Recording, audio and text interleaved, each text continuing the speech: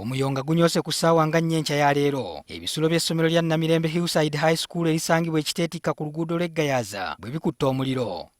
Ebisulo ebikutte kuliko eky'abalenzi abasiniya ey'okubiri n'ey'okutaano. Ate kati kasi y'omwana mulimu ki essaawa eno?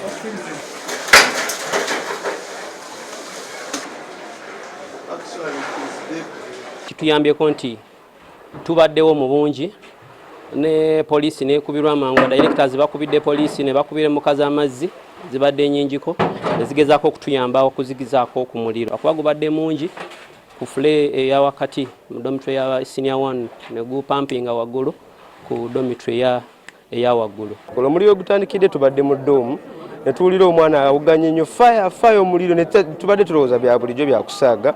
Tugenda oviira mu doomu ng'omuliro gukutte doomu ya senior 2 ate gwambuka kugenda mu doomu ya senior 5.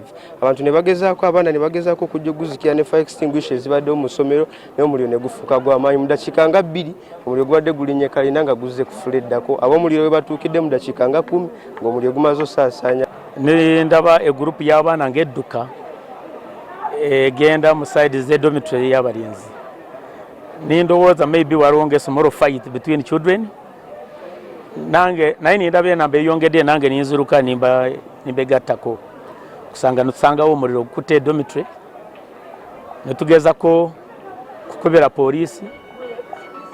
Poliisi ezze mu time ne tuyamba kuzikiza omuliro.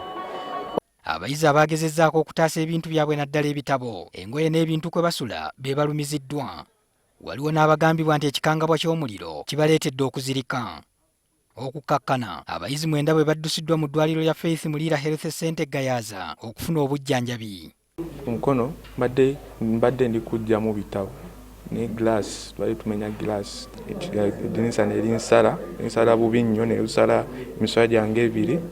Musaine guyika mungi nnyo era naye abaana tebabadde bubi bwe batyo. Omulenzi omu ye yafunye injury ku mukono naye teyabadde nnyo mbi, naye abalala omuka gwe gwabayisiza bubi naye bali bulungi. Mu kwogerako n'abamu ku bakulira essomero lino bategeezezza nga bwe batamanyi ntata kwevudde. The cause of the fire at the moment cannot be established because the police is now doing its work to find out what could have caused the fire. Ffe tutuuse tubadde eri mu byaffe ng'abakozi kubanze njo kyawo welding ku ssomero, naye bwe wabeerawo obuzibu odduka mangu osobola okutaasa, tosobola tegeera kiki muliro kwe guvudde. Siyinza kugamba nti gutandikidde ku kino oba ku kino. Bagamba amasannyalaze nti tumanyi bakituufu tetumanyi.